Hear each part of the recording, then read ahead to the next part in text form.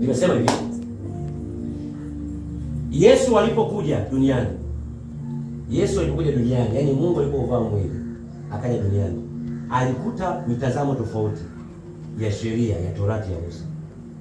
Mmoja wa mtazamo aliokuta ni mtazamo wa uzinzi au uasherati. Uzinzi au uasherati ilikuwa ni titi for tati, mwili kwa mwili. Lakini Yesu akaja na mtazamo mpya. Kwa nini maana uasherati au uzinzi? Akasema mtu anapotamani moyoni mwake, yani anapowaza na kuacha ile wazo likadevelop ndani yake, likamtengenezea hisia ndani yake zinazoendelea, huyu mtu amekwisha zini tayari. Kwa hiyo tofauti ya Torati ya sheria ya Musa ya uzinzi na uasherati na definition ya Yesu Kristo ni tofauti. Maandiko yametunyambulia kuna tamaa ya mwili na kuna tamaa ya nini? Ya macho. Kuna tamaa ya mwili na kuna tamaa ya nini? Ya macho. Nani ambaye aliweka agano na macho yake asifanye uovu?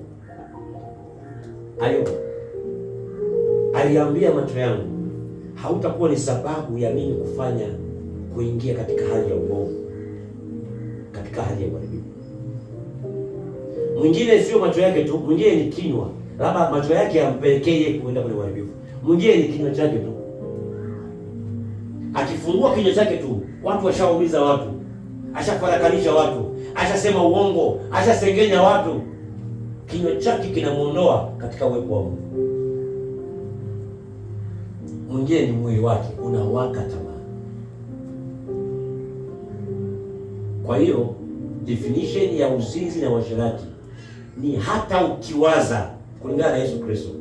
Tunasema ni afadhali umoe macho yako. Tafasiri ya kungoa macho ilikuwa ni lugha ya Biblia, sio kuyatoa na kuyatoboa. Utakuwa chongo. Kungoa macho ni kwamba mimi akipita hapa mtu binti mzuri, macho yangu yatamuona. Ila kuendelea kumkazia macho, kuna kitu nakitafuta cha ziada ambacho kitatunga mimba ya tamaa na kuzaa mauti na uharibifu ndani yake.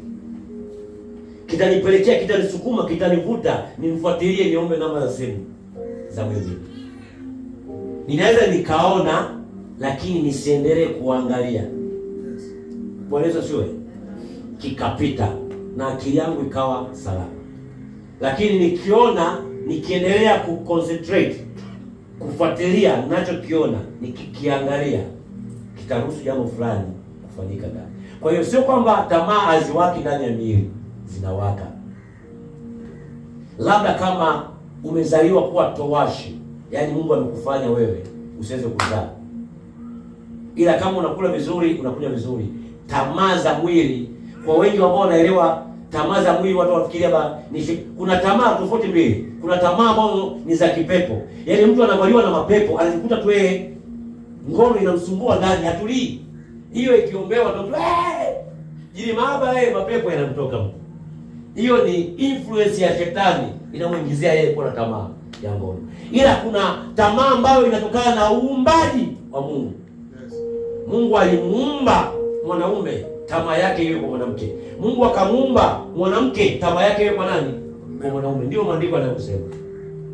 Ndio maana kitokea mtu anamtamani mwanamke mwenzake na yeye ni mwanamke, kuna kitu ambacho kiko sawa. Ni roho nyingine hiyo.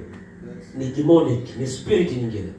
Ni addiction nyingine. Tayari mpangilio wa uumbaji wa Mungu uko tofauti na huyo mtu namna hiyo. Anahitaji counseling, anahitaji maombezi. Au mwanaume kuwa na tamaa, kuwaka tamaa na mwanamke mwingine. Unajua kuna kitu kingine kigeni kimeingia katikati ya wewe. Ila automatically mwanaume ameumbiwa tamaa kwa mwanamke na mwanamke ameumbiwa tamaa kwa nani? Ndio maana Paulo mtume anashauri kwamba kama unaweza kukaa kama yeye, basi kaa umtumikie Mungu kwa amani. Kama uweza, akisema nifanyaje? Ni bora uoe. Kwa nini? Kwa sababu huu mwili hauokoki. hata kama mtumishi wa Mungu na upako kiasi gani, huu mwili unatamani. Je, tamaa hii inaweza ikatokana na namna anavyoingia kwenye mitandao ya kijamii?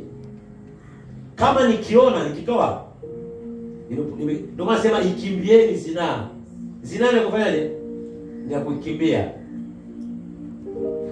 Kuna mtu mmoja aliomba kafunga siku 7, anashughulika na roho ya uzinzi. Kaweza kufungulia tu uji, misuli imepata joto tu hivi, tamaa iko pale pale. Akafunga tena siku 21.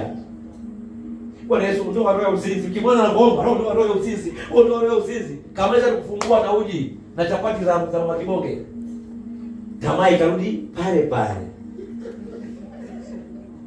Akasema Bwana Yesu, ni nini hichi? Alikuwa na maarifa na ufahamu kwamba automatic mwili Mungu ameweka tamaa ya mwanamume kwa nani? Tamaa, kukimbia uzinzi, tunaukimbia kwenye mind, kwenye akili. Imagine umemwona mtu mpaka akili yako inamwambia chukua namba ya simu. Unafika nyumbani unaanza kuchati, mambo vipi? Nimependa mguu wako, na mguu wako kweli mwaya, na mguu mzuri. Na ndio nimependa. Unaenda naye mara conversation, namna unavyo meditate, unavyo tafakari, unavyo meditate, kuna kitu mnaombiana ndani ya moyo. Mpaka mnafika mahali ya kutiana out. Kideje? Mpaka mnafikia kwenye miahadi ya kuingia chumba na Maserengeti. Ni akili yako umeiruhusu kwenda. Usiniambie kwamba akili yako iko ifahamu. Wewe mpaka unaenda wewe Likondoo. Unajua kama unafanya nini kule? Au unajua ndio unafanya? Ni sema tu umeamua kwenda kufanya ile hekalu la Mungu kuwa ni hekalu la nani? La Shetani. Yaani inasema kwamba yaani kama ni mlokole umeokoka kweli. Ni kama unamwambia Mungu, sasa leo nilikuwa nakuimbia na kuchezea. Leo unaenda kuugaragaza mwili na Shetani. Na bwana fulani. Kama unataka kushinda uzinzi na ngono, ikimbie kwenye moyo wako, kwenye akili yako. Kabla hayo mazungumzo, discussion, kabla hizo hisia hazikusanya zikawapelekea tu na Maserengeti, anza kuikimbia huko ndani kwanza. Ndio maana tunasema tafsiri ya uzinzi inaanzia wapi? Ile maana ya najisi ya Torati ya Musa, najisi inatokana na kushika makatazo ya nje. Yesu akasema hayo ya mtu najisi. Najisi ni kile kinachomtoka mtu wapi? Ndani ya moyo wake, sio kinachomwingia. Kimuingia ndio mtu najisi. Kile kinachomtoka. Maneno mabaya, mawazo mabaya ndio yanamtia mtu najisi. Bwana Yesu asifiwe. Mtu mmoja anauliza sasa, nikitaka kuoa nikiona uhusiano itakuwaje? Hakuna ndoa inayofikia hatua ya ndoa pasipo kupitia uchumba, mahusiano na uchumba, si ndio? Unapaswa tu kujua nikiwa katika mahusiano na uchumba napaswa kubehave, kuishi katika namna gani ili nimpendeze Mungu na Mungu anifurahie. Haimaanishi kwamba ukimpa mtu sketi yako ndio huyo mtu atakuwa mume wako.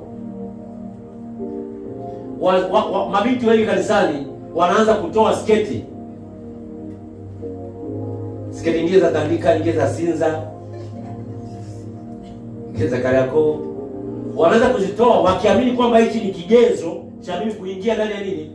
Ya ndoa. Labda ni wapi tu saikolojia ya kawaida ya mwanamume. Hata kama ameokoka au hajaokoka. Sisi wanaume tuko hivi. Kwa kadri inavyozidi kukupata kwa urahisi, ndio thamani yako inaishusha. Ndio wanaume tulivyo kama mlikuwa mjui. Ule ugumu unaoweka mwanamume kukupata ndio unamtengenezea kwamba huyu mke kama hata nikisafiri atakaa nyumbani. Bwana siwe. Ukiona mwanamume ana wivu sana, ujue kwamba tayari kupata kwako ilikuwa ni rahisi sana. Anahisi hata rafiki yake ambaye anakutekea anaweza muda wote ule anaweza akampindua. Ndio wanaume na watu tulivyo sisi. Mabinti mnasikia vizuri? Mabinti oye.